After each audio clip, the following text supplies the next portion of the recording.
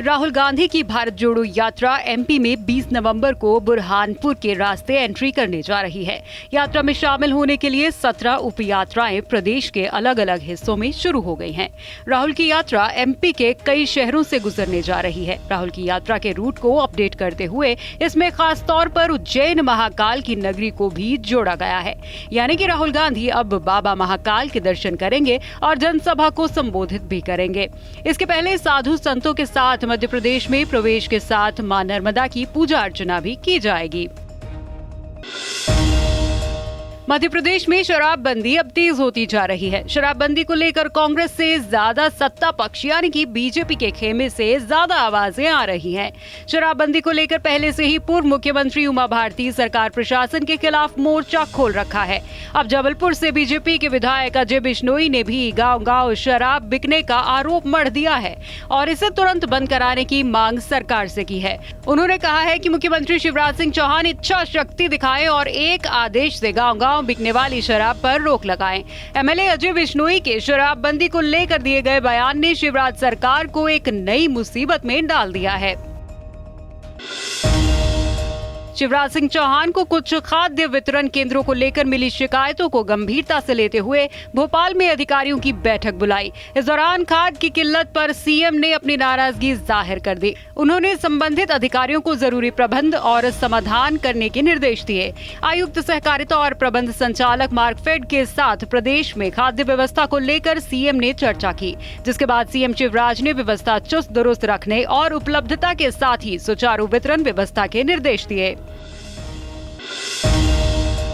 अपने बयानों से हमेशा सुर्खियों में रहने वाली मध्य प्रदेश की पूर्व मुख्यमंत्री और बीजेपी की फायर ब्रांड नेता उमा भारती एक बार फिर से चर्चा में है और इस बार उनकी चर्चा का विषय ज्योतिरादित्य सिंधिया है, जिन्हें उमा भारती ने कांग्रेस का हीरा बताया। दरअसल उमा भारती टीकमगढ़ पहुंची थी, जहां उन्होंने मीडिया से बातचीत के दौरान कांग्रेस पर जोरदार निशाना साधा और यहां तक कह दिया कि अगले विधानसभा चुनाव में कांग्रेस का पूरी तरह से सुपड़ा साफ हो जाएगा, क्योंकि उनका हीरा यानी कि ज्योतिरादित्य सिंधिया अब हमारे पास है। छत्तीसगढ़ में भाजपा 11 नवंबर को हुंकार रैली करने जा रही है। बिलासपुर में होने वाली रैली में स्मृति ईरानी खुद मौजूद रहेंगी।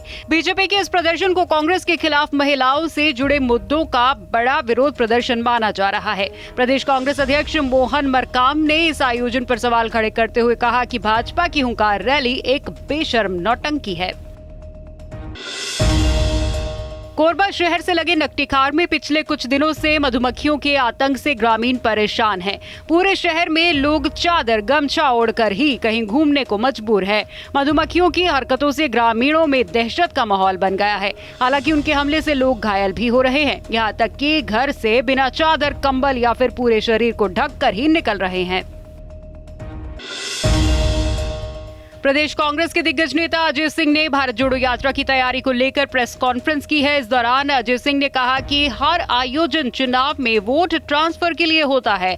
वहीं कांग्रेस में गुटबाजी की बात को स्वीकार करते हुए कहा कि आज की तारीख में गुटबाजी हर पार्टी में है। अजय सिंह के इस बयान ने प्रदेश कांग्रेस को मुश्किलों में डाल दिया है। अजय सिंह का ये खुला बयान देने पर आला कमान की नजर उन पर टेढ़ी हो सकती है।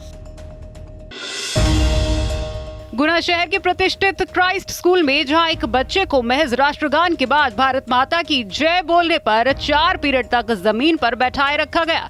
ये बच्चे के दिल में इतनी असर कर गई कि घर पहुंचकर खुद को कमरे में बंद करने को मजबूर हो गया। गनीमत ये रही कि माता पिता ने तुरंत बच्चे के हाव भाव देखकर उससे बात की, नहीं तो बच्चा कुछ भी कर सकता था। वहीं स्कूल प्रबंधन ने मामले में संज्ञान लेते हुए तुरंत एक आदेश जारी किया है, जिसमें अब प्रार्थना के बाद भारत माता के नारे लगाए जाएंगे और संबंधित शिक्षक के खिलाफ सख्त कार्रवाई की जाएगी। खजुराहो के धनुपुरा गांव में लगी क्रेशर प्लांट में जोरदार ब्लास्टिंग हुई, जिससे बड़े बड़े पत्थर रेलवे पर आ गिरे, जिससे ट्रैक उखड़ गया। रेलवे ट्रैक के क्षतिग्रस्त होने से वहां से निकलने वाली ट्रेनों का आवागमन रोक दिया गया है। गनीमत रही कि ब्लास्टिंग के वक्त ट्रैक से कोई ट्रेन नहीं गुजर रही थी, नहीं तो बहुत बड़ा हादसा हो सकता था। जानकारी के अनुसार जिस जगह ब्लास्टिंग हुई वो अवैध है, जिसे माइनिंग विभाग से कोई परमिशन नहीं दी गई। ब्लास्ट इतना भयंकर था कि रेलवे ट्रैक पर बड़े बड़े पत्थर गिरे और रेलवे की बिजली की लाइन भी क्षतिग्रस्त हो गई। इस अवैध ब्लास्टिंग के चलते पास ही रहने वाले लखन पटेल के मकान पर 500 किलो के पत्थर आन गिरे, जिससे उसका गृहस्थी का सामान तहस नहस हो गया।